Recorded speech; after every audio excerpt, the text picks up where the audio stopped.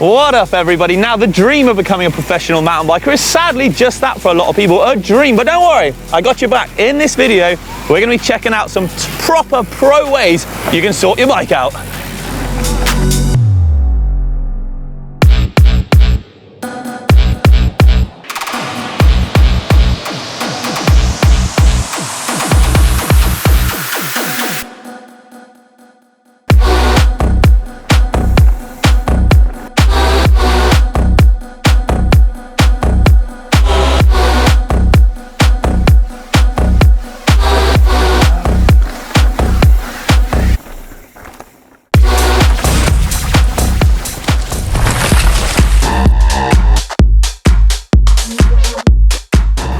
A quiet bike is a fast bike. Now, over the years, drivetrains have come a long way, what with the advancements in sort of narrow wide chain rings, 1x12 technology and clutch mechs, keeping things all nice and tight and taut.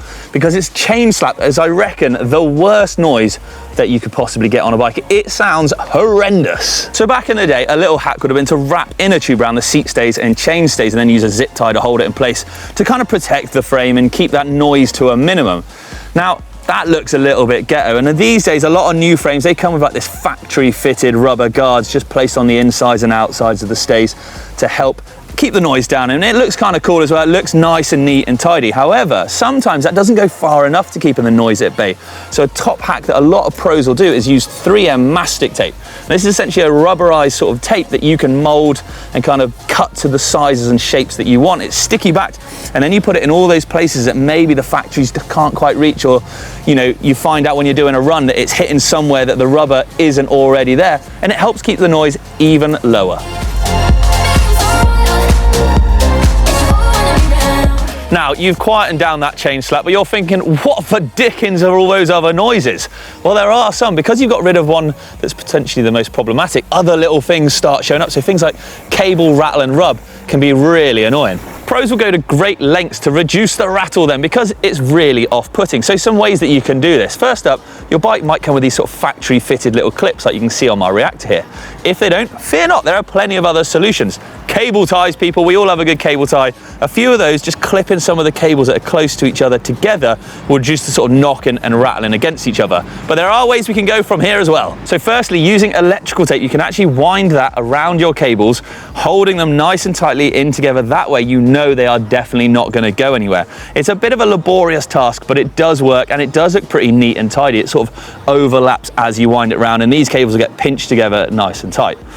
Upgrades from here then, and this is something that really pro mechanics do on quite a few sort of bikes, especially if it's looking like spaghetti junction at the front here, is heat shrinking those cables together. So what they'll do is pop the cables apart, you'll slide over the top some shrink wrap, essentially that'll go over and put the two cables together, and then you heat that up, just a hot air gun or a hairdryer or something like that, and then it shrinks and goes around those cables really nice and tightly, so you never get any clicking and clacking and clattering together.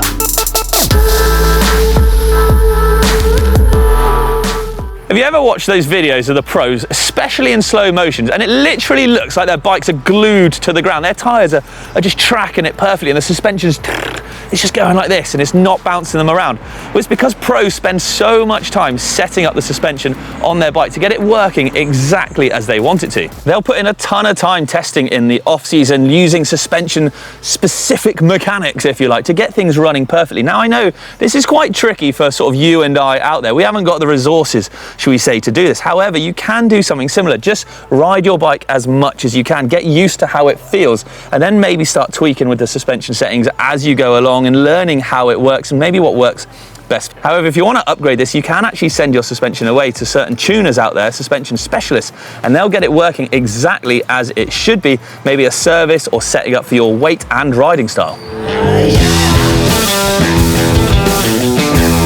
This one is free, people, and it is legitness. It's lining up your tyre logos and logos on your rims. Now, nothing says pro like having those two in a row. Now, this one actually serves a couple of purposes. Other than just looking super cool and steezy when you take amazing pictures of your bike, it actually helps you find where the valve is as well. So you'll line up the logo on the rim with the logo on the tyre, and the valve will always be there. So when you've got a puncture or you need to change something or fix it, you can actually just find it nice and easy. So it does sort of serve a purpose. And Like I said, if you're going to take a picture of your bike, why not send it into our uploader linked in the description down below so we can check out all your cool pictures of bikes as well.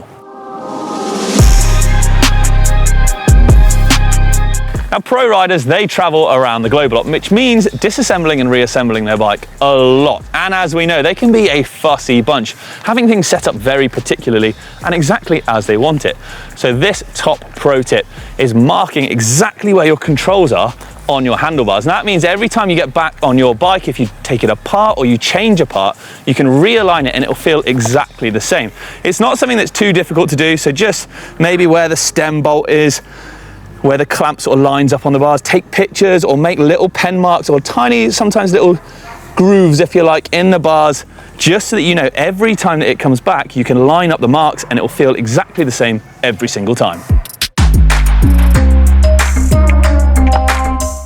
This last one's a little bit vain, people, but I think it's one that makes a big difference. And it's coordinating your bike, having all the colours kind of working together and not clashing. And I love it. I'll be honest, I like to sort of make everything aesthetically pleasing, shall we say. So look, on this one, I'm pretty stoked because my pedals are matching my forks, matching my decals on my rims, and you got like the blue frame. And then on the SRAM stuff, you've got like the rainbow parts, and on the bolts and the calipers, and it's just, whoa, it just makes it look lovely.